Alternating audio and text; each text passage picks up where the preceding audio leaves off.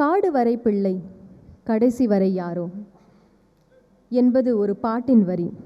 பிள்ளை மட்டுமல்ல, யாருமே இல்லாதவர்களுக்கு கூட கடைசி சொந்தமாய் வந்து சேர்பவர்தான் இந்த பெண்மணி. இவரை பற்றிய ஒரு ஆடியோ விஷுவல் உங்களுக்காக.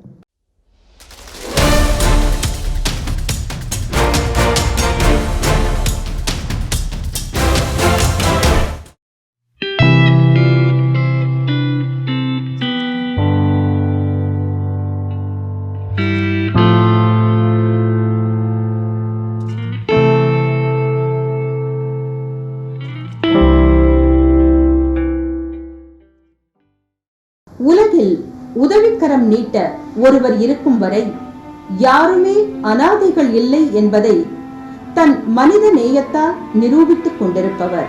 பெண்கள் எத்தனையோ துறைகளில் சாதனை படைத்தால் அன்பு கருணை அடிப்படையிலான சாதனைகளுக்கே வரலாறு முக்கியத்துவம் கொடுக்கிறது என்பதற்கு இவரே சிறந்த எடுத்துக்காட்டு. சொந்த பந்தங்களாலேயே ஒதுக்கப்படும் இன்றைய சமூக சூழலில் ஆதரவற்ற அனாதை உடல்களை தன் சொந்தமாய் பாவிக்கும் இவரின் எண்ணமே யாருமே நினைத்து பார்த்திராத சாதனைதான்.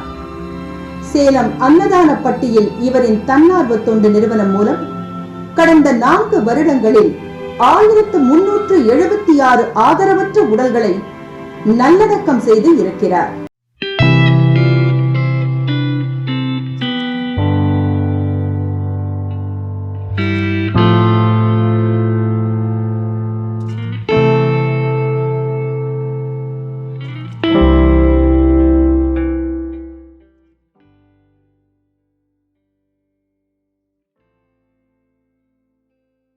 தன் 15 வயது மகனோடு வசித்து வரும் இவர் குடும்ப தேவைகளுக்காக தையற் தொழிலையும் தன் ஆத்ம திருப்திக்காக ஆதரவற்ற அனாதை உடல்களை நல்லடக்கம் செய்து வருவதையும் ஆதரவற்ற முதியோர் காப்பகம் நடத்தி வருவதையும் பாராட்டாதவர்களே இல்லை என்றுதான் சொல்ல வேண்டும். ஆரம்பத்தில் குடும்பத்தினராலேயே பல எதிர்ப்புகளையும் விமர்சனங்களையும் தாங்கி இன்றளவும் தன் முயற்சியில் சற்றும் பின்வாங்காதவர்.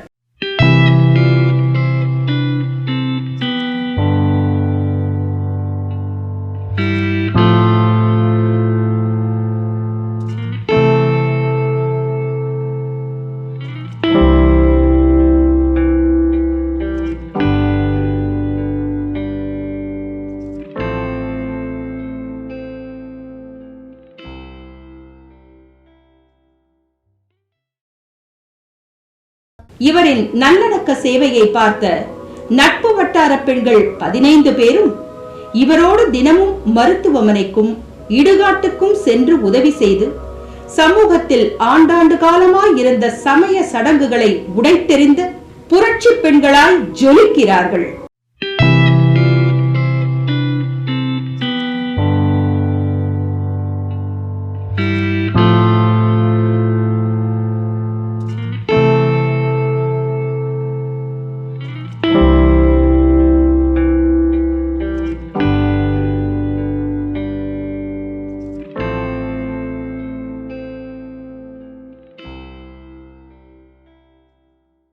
எந்த ஜாதி மத உடல்களாக இருந்தாலும் இவர்களுக்கென்று ஒரு பொது முறையில் நல்லடக்கம் செய்து வைத்து நற்பெயரை பெற்றிருக்கிறார்கள்.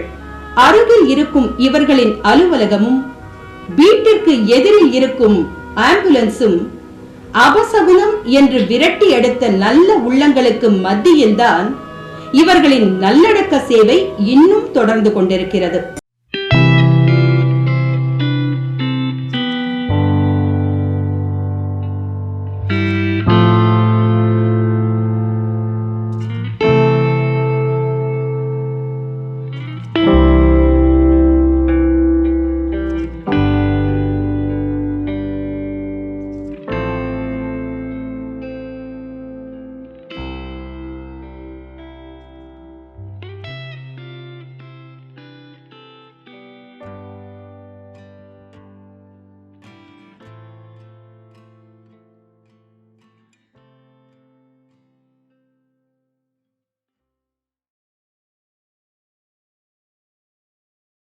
இவர்கள் வழக்கமாய் நல்லடக்கம் செய்யும் இடுகாட்டின் பாதுகாவலரும் ஒரு பெண் என்பதும் இவர்களின் சேவைக்கு ஒரு பக்கபலமே. ஒரு அனாதை உடலை நல்லடக்கம் செய்வது அஸ்வமேத யாகம் செய்வதற்கு சமமாம்.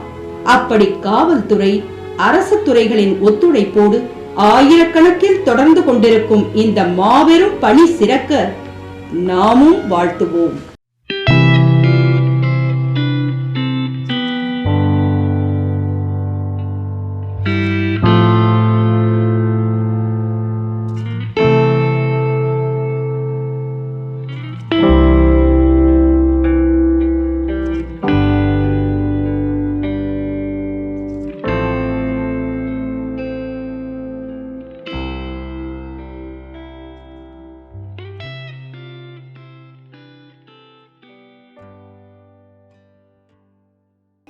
ஒரு பெண்ணாய் பல பெண்களை ஒருங்கிணைத்து ஆண்களே யோசிக்க தயங்கும் செயலை வெற்றிகரமாக செய்து கொண்டிருக்கும் அன்பின் ஊற்று.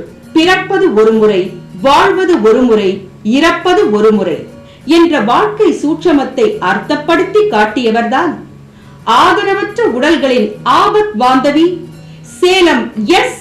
கலைவாணி அவர்கள்.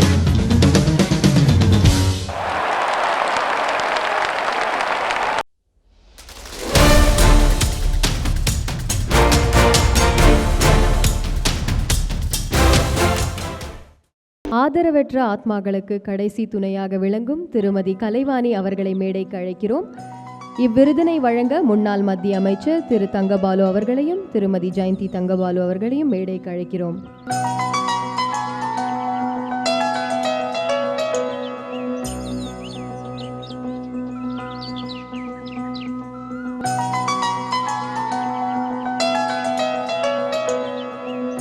மெகா மகளிர் விருது 2015 ஆண்டு சிறப்பு விருதினை பெற திருமதி கலைவாணி அவர்கள். The mega woman achievers special award to Mrs Kalaivani.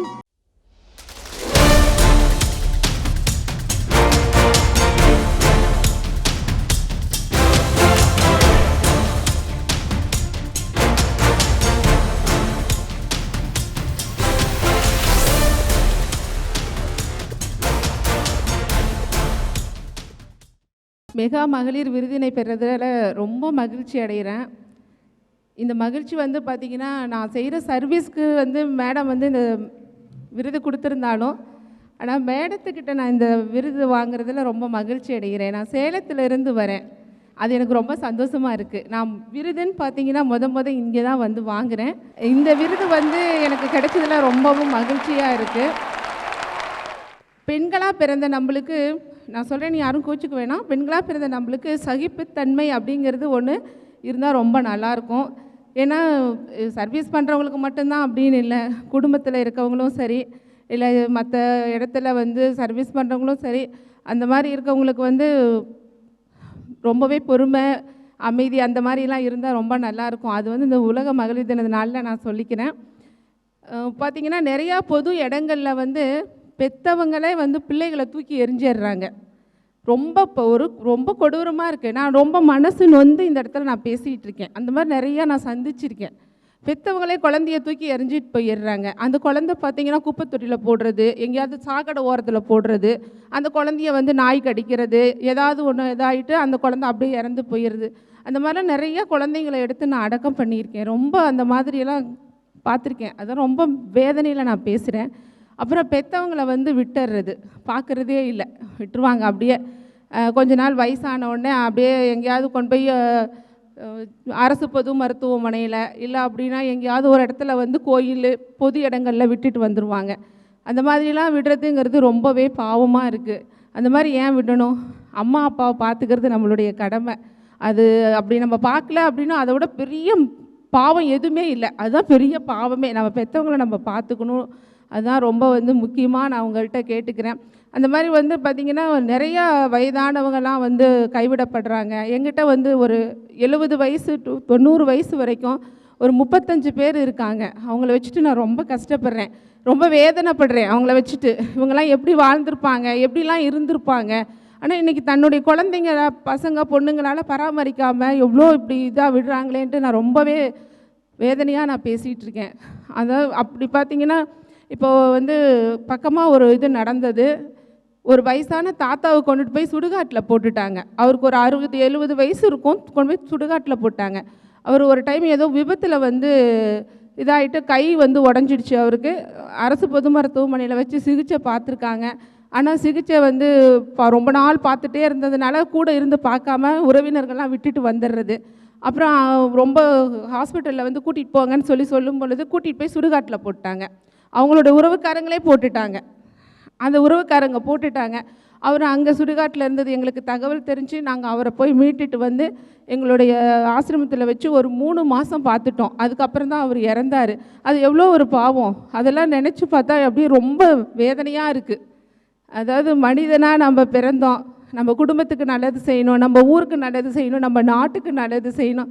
ஆனால் அந்த மாதிரிலாம் இல்லாமல் நிறைய கொடுமைகள் வந்து இன்றைக்கி நாட்டில் நடந்துகிட்ருக்கு. இந்த விருதினை வழங்கினதுக்காக ரொம்ப மகிழ்ச்சி. மெகா டிவி குடும்பத்தாருக்கு நன்றி.